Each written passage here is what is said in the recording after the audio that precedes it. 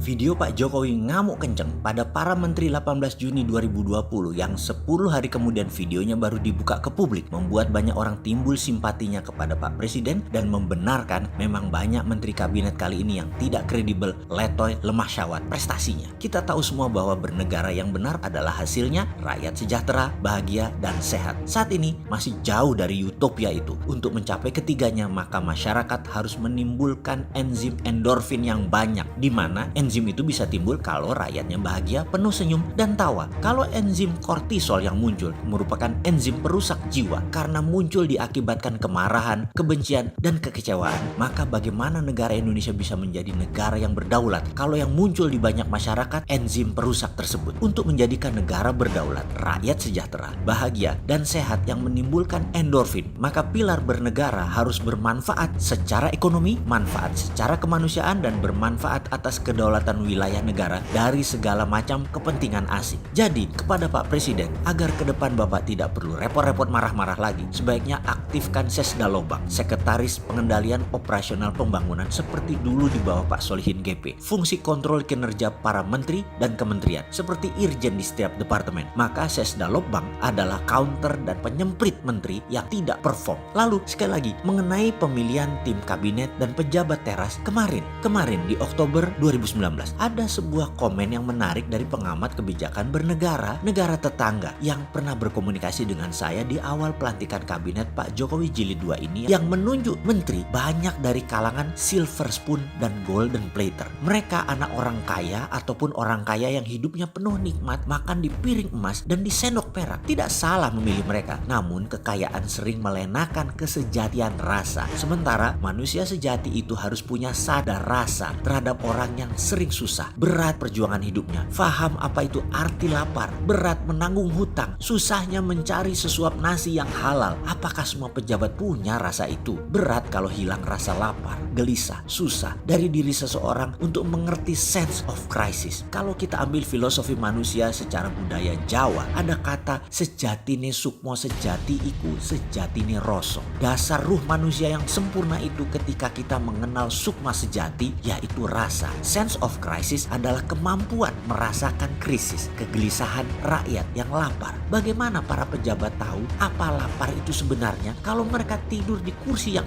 makan di golden plater dan silver spoon? Orang di sekelilingnya sugih gih, walaupun nggak tahu duit mereka dari mana sumbernya. Setiap hari ngumpul dengan mereka yang dapat data dari media sosial dan media mainstream alias data umum yang banyak dimanipulasi menjadi tidak nyata. Bagaimana bisa pejabat mengenal rasa krisis? Bagaimana rasa krisis itu ada kalau data didapat telah diseleksi dulu memakai protokol kementerian yang nggak ada rasanya lagi datanya? Atau sewaktu berkunjung ke lokasi, sesuatu lokasi yang sudah disiapkan dan diseleksi sehingga datanya bukan data yang benar. Pertanyaan sederhana, kapan kalian bersentuhan dengan manusia kebanyakan yang lapar, yang bingung listrik naik, yang bingung dipajaki sana sini? Ya kami ini manusia pada umumnya. Kapan kalian pernah ketemu? Rutinitas dokumen di kantor kementerian bisa melalaikan rasa kemanusiaan. Wajarkah hal itu? Sangat wajar. Namun kalau kita sebagai pejabat mengenal apa itu arti perjuangan hidup, apa itu artinya beratnya mencari makan setiap hari, maka self defense Anda akan muncul ide brilian untuk membantu rakyat. Percaya saya, kalau Anda memang punya rasa, maka instrumen ilahi akan bekerja dengan alami membantu Anda. Kalau Anda pejabat tidak bisa mendengar dan merasakan instrumen ilahi tadi, Anda sudah mati rasa. Anda bukan manusia lagi. Anda pasti bisa menjadi buas, menjadi bengis karena hilang rasa kemanusiaannya. Maka pasti self defense-nya bukan solusi yang didapat, tetapi menyalahkan selain dirinya alias yang salah di luar dirinya. Itulah manusia kalau sudah hilang rasa. Manusia sudah mulai panik. Sungguh manusia sejati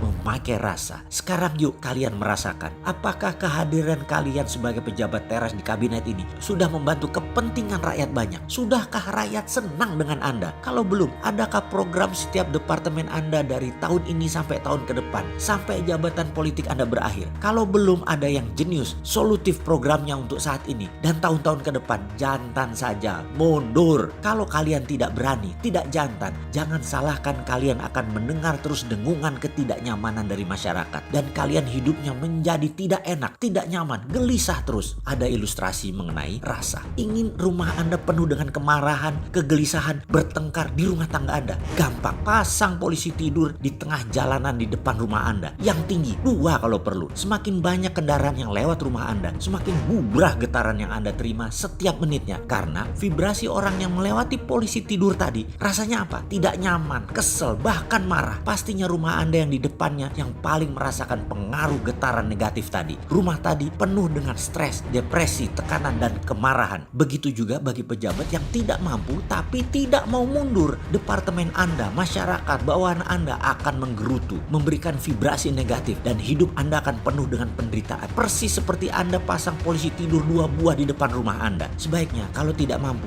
ya mundur segera. Jangan sampai dimundurkan. Anda mentalnya malah rusak nanti. Mundur diri sendiri itu lebih anggun. Dengan mundurnya beberapa menteri yang jujur, juga pejabat di lingkar istana lainnya, hal ini akan membuat Pak Presiden mudah kerjanya. Jadi kepada sahabat pejabat negara Indonesia yang saat ini sedang menjabat, selamat merenung, selamat menemukan sukma sejati dalam diri, selamat menikmati rasa.